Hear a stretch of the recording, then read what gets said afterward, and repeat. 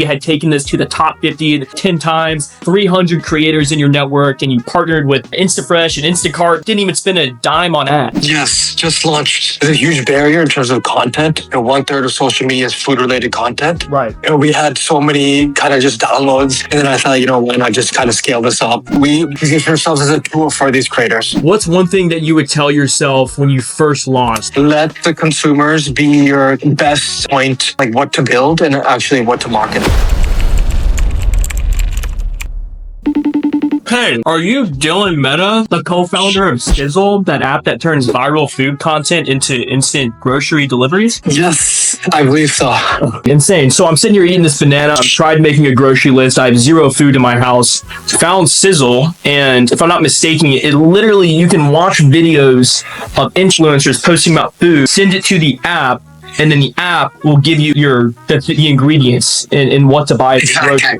And then they deliver it to your house. So I was like, I need this. But then when I was looking into it, I saw that you literally had taken this to the top 50 in the food and drink category like 10 times. You had like 300 creators in your network, and you partnered with InstaFresh and Instacart and all these different companies and didn't even spend a dime on ads, right? Yes, just launched.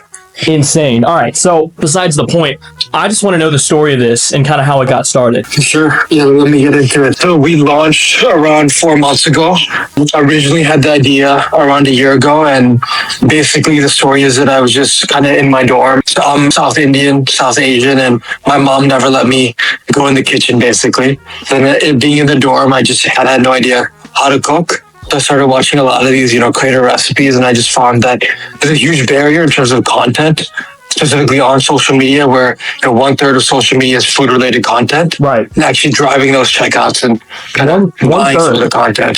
Yeah. 1/3 of social media content is food. Yeah, exactly. I did not know that. That is incredible. So that's what made you want to jump on the idea. What was the first thing you did to build an MVP? Was it always an app? What did that look like? Yes, so originally it was actually a Chrome extension where very basic. I basically just vibe coded it with ChatGPT. Kind of just very simple thing. And then I realized that we had so many kind of just downloads. Instantly we got very high on the Chrome Web Store.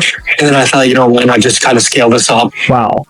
You vibe coded it. So you call this the TikTok shop, Duolingo, DoorDash, ChatGPT for food. Like, what does that mean? Like, how does that all come together? Yeah, so basically it's a couple things, right? Number one is commerce. Right. I think the missing link in terms of social media is actually providing those journeys where you can actually check out, which is kind of what our platform does. And then has all the functionality that you know and love. Everywhere, right? With ChatGPT, a lot of people are, planning their meals with just, talking to ChatGPT. We basically kind of built that into our app.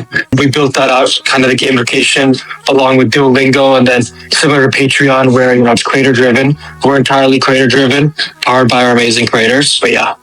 Interesting. So talk to me about these creators. You guys have surpassed 100,000 downloads, haven't spent a dime on ads. What is that process like for getting this into the hands of creators and then getting them to post, viral content about it?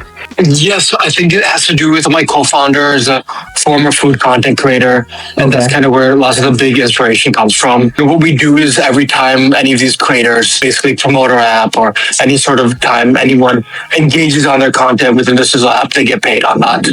So the incentive for these creators is that they can basically own their audience by using Sizzle, where all their most loyal audience is, on the Sizzle app, and they can kind of interact with them. Number one, and number two, actually earn off the purchases that they influence users to buy. Of course. So are you guys helping out with? Are they creating these videos? Are you guys scripting out these videos for them? Are you giving them viral hooks? Are you working with them on that, or are you kind of putting it in their hands and say, hey, go do your thing, go do your stuff? Yeah, I think right now it's just mostly just do your thing. We kind of position ourselves as a tool for these creators. So rather than saying that, we're just a platform that you need to market, saying that, we're a platform that you can basically earn off the content you produce, and then whoever kind of sees your content, you can basically earn off that. Interesting. Yeah. So when it comes to viral food content, is there a tip or a trick to it, or is it just, does it have to be yummy? Like, what's the context behind this, and how do you post good viral food content? I think it just seems from what I see, just seems to be out there, like the most unhinged stuff. I don't know, the Minecraft chicken thing. Like we had a lot of our creators. I don't know, Ryan can't cook. I saw some of his content and just the most unhinged stuff. It's just like social media, right? I guess the most one I've used. Interesting. Will you guys ever use like Spark ads or any kind of like paid ads along with the organic approach, or do you think you'll, just because it's been working so well, you're going to ride it strictly organically? Yeah, I think right now it's just, so we're kind of in the fundraising process and I think it's like with the money that we've already raised, we're just basically building out the creator fund, more kind of adding more money to it rather than running paid ads. Right now our app is paid. We're going to basically transition that to a kind of free model where AI features are going to be free, but content will be free. And then obviously AI features will be paid. So Dylan, you've run and built businesses in the past, right? Yes. So this isn't your first rodeo. What's different about this, building this type of application versus your previous two endeavors? I think for me, it's just that this is my first thing in consumer. And I've mostly only done like B2B type of stuff. And I think consumer is a whole different animal where number one, it's, I don't know if you've been in the consumer space, very hard to kind of fundraise where we raised the whole B2B round in less than like 2 weeks previously, but then consumer we've been raising for a little bit. Yeah. That's number one. And number two, it's just honestly more fun. I think when you're building a consumer, like you just got, you know, you can do crazy unhinged stuff and it just kind of works better. What's been the biggest surprise of working in consumer, specifically with that? I think the biggest surprise is kind of how temperamental everything is. Like you're on a clock, a very short-term clock. Like we're only thinking about the next sort of like month in terms of trajectory rather than thinking like long-term, okay, what do we want to do X, Y, and Z, and just kind of it's more of a shorter-term objective set that we have. So, yeah. What's one thing that you would tell yourself when you first launched that you, based on what you know now? Just iterate quickly. Like let the consumers be your kind of best point in terms of like what to build and actually what to market as well. Like people will literally tell you, oh, I care about X, Y, and Z feature, or I care about X, Y, and Z pain point, and just focus on the signal. And I think that's kind of the best way forward. Interesting. So is there any other features or directions that you guys thought about pursuing or did pursue that maybe didn't work out so well or blew up in your face, or you just didn't pursue at all? Yeah, I think early on, we pursued a lot of web stuff. I think I mentioned the Chrome extension and some other stuff. And I think anything on the web, it's like harder to monetize.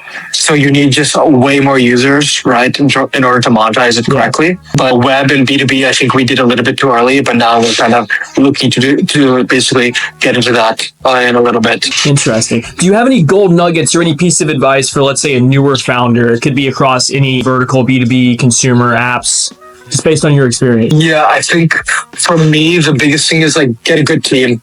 Just because like me not being a content creator, this is like my first time I've done any content, but yeah, just get like people that kind of compliment you and that have that founder market fit. I think is very important. Like I'll admit my kind of founder market fit is not as strong as some other people in my team, but right. I do have like that previous experience and previous acquisitions, big acquisitions, but yeah, I think that's kind of the most important thing.